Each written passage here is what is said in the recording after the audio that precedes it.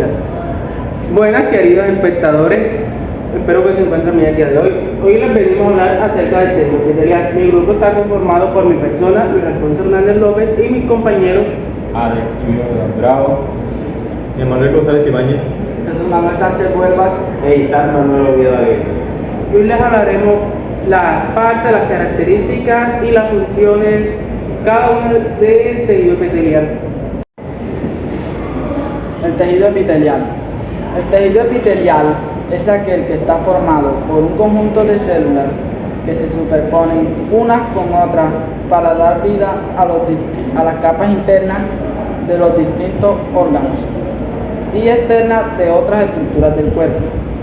Además, estos son reconocidos por no poseer vasos sanguíneos en sus estructuras internas y por clasificarse en diversos tipos. Las células epiteliales se organizan formando uno o varios estratos que descansan sobre una matriz extracelular especializada denominada lámina basal, bajo la cual casi siempre aparece un tejido conectivo vascularizado. La lámina basal tiene un componente producido por las células epiteliales y otro por un tejido conectivo subyacente. Algo característico de los epitelios es su polaridad, la cual define la diferencia morfofuncional de su dominio apical, que es orientado hacia la luz de un órgano o hacia el exterior de un cuerpo, y de su dominio basal, que es orientado hacia la lámina basal. Esta polaridad se manifiesta en las células, especialmente cuando el epitelio tiene una sola capa de célula. Se dice entonces que el dominio de su célula es dominio apical y dominio basolateral.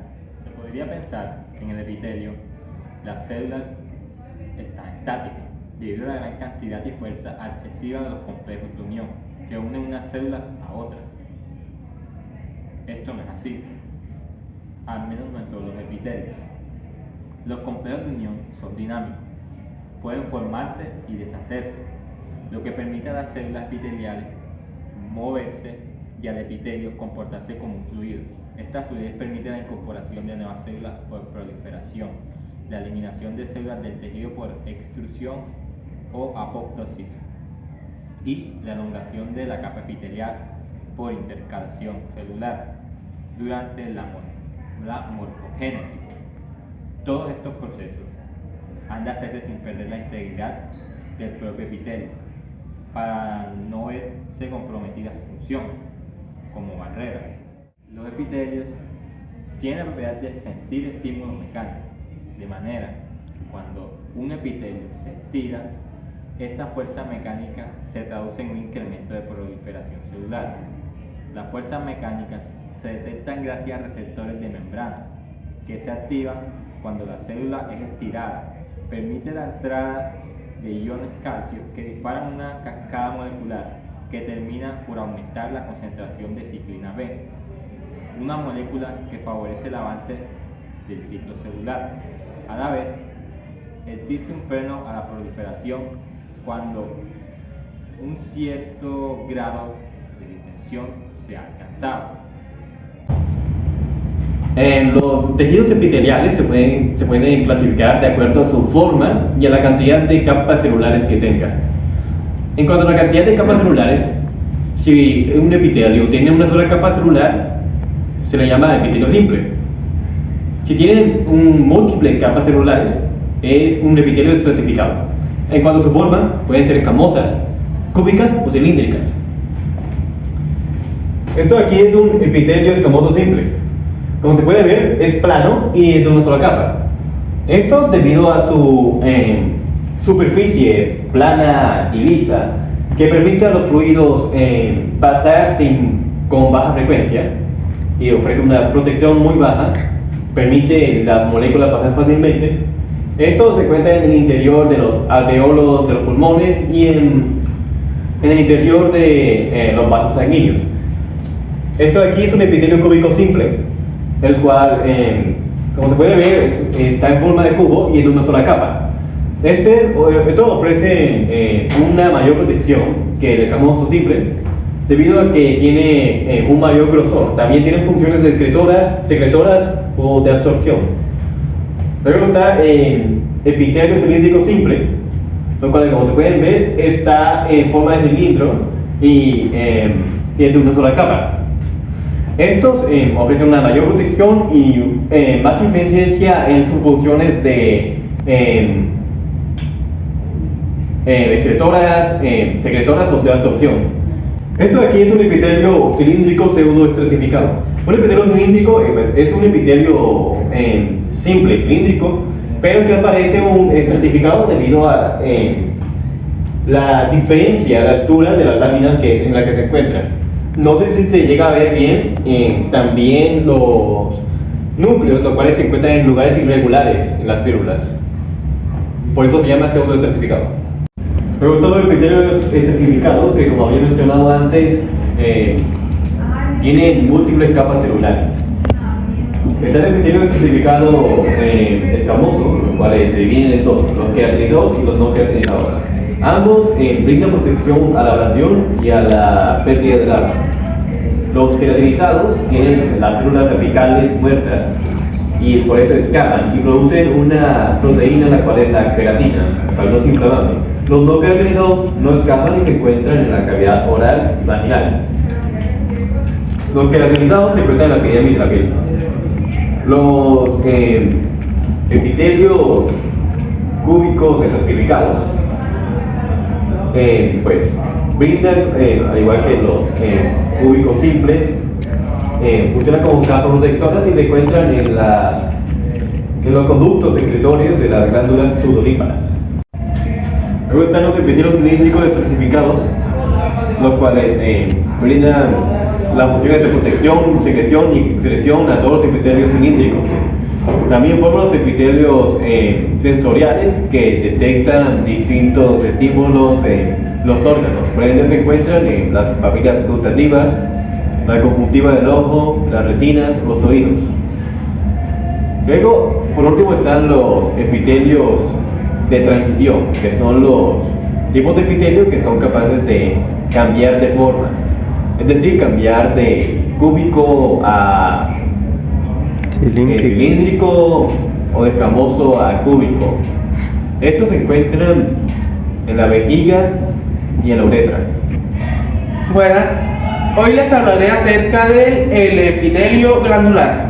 Es aquel donde las células epiteliales se especializan en recoger las sustancias de la sangre y modificarlas.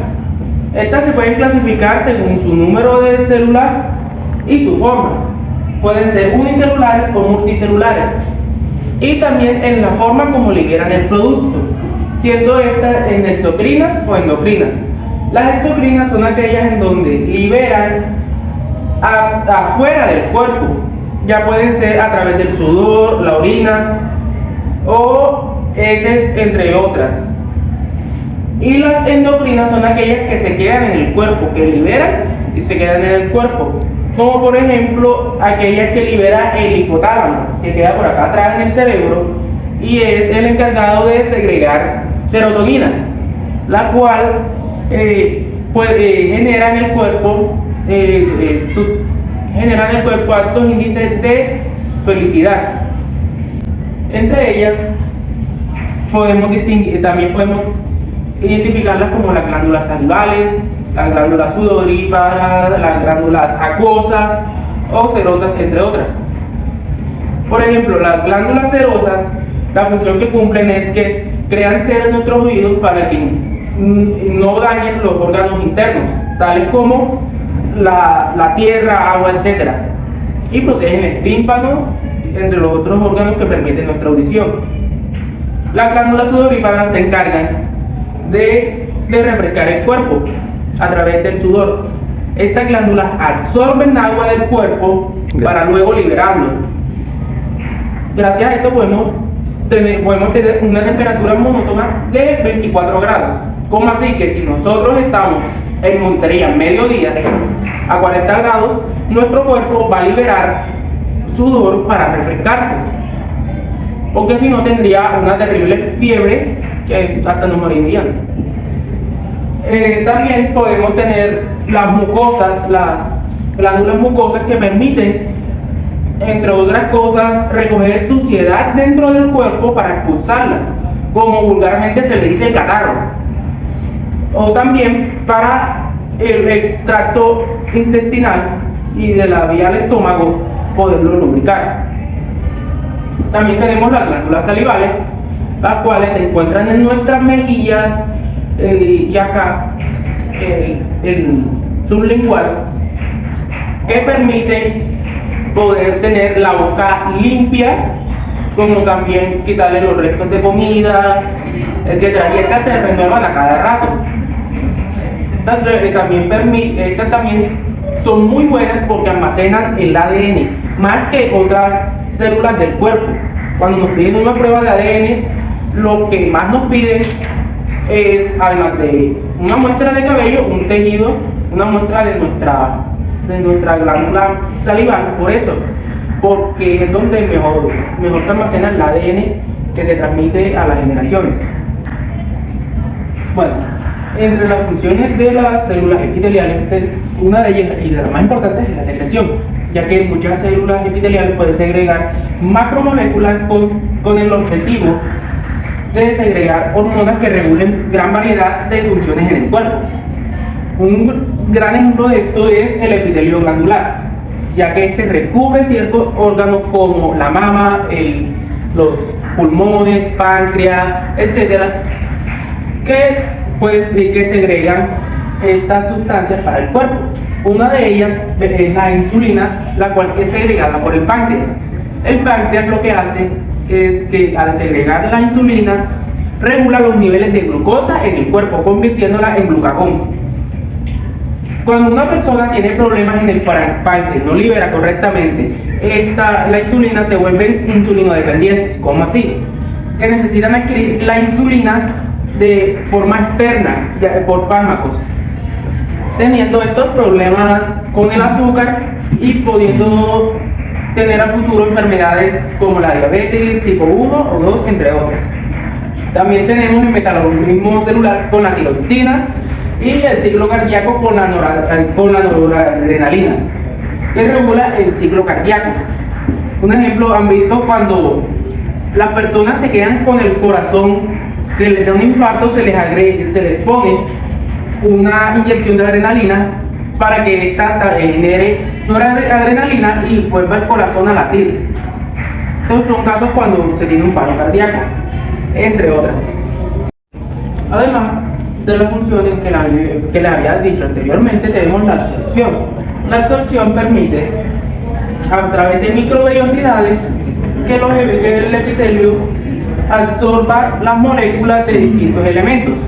Un ejemplo de esto es el epitelio cilíndrico intestinal, que está en el tracto digestivo, el cual cuando nosotros consumimos los alimentos y pasan por aquí, absorben las moléculas que llevan los alimentos, ya sea como hierro, magnesio, zinc, la cual esas moléculas se irán a través del vaso sanguíneo a nuestra sangre. Otra de las funciones que tiene el tejido epitelial es la función del transporte. Esta, al tener canales y bombas en sus superficies apical y basal, las células epiteliales transportan sustancias dentro y fuera de sus células. Por ejemplo, las células cilíndricas del ilion transportan hierro desde la luz intestinal a los capilares, y las células cúbicas del tubo renal expulsan el ion de hidrógeno del cuerpo hacia la orina. El epitelio escamoso, que forma membranas serosas y mucosas, así como revestimientos capilares, también están especializados para el transporte de bidirección de sustancias. Otra de las funciones que tiene el tejido epitelial es la función de protección. Esto nos dice que el tejido epitelial forma una barrera selectiva que protege los órganos subyacentes de agresiones mecánicas y químicas, tales como la intoxicación, desgarro e infecciones. Esta es una de las razones por las que el epitelio no tiene vasos sanguíneos.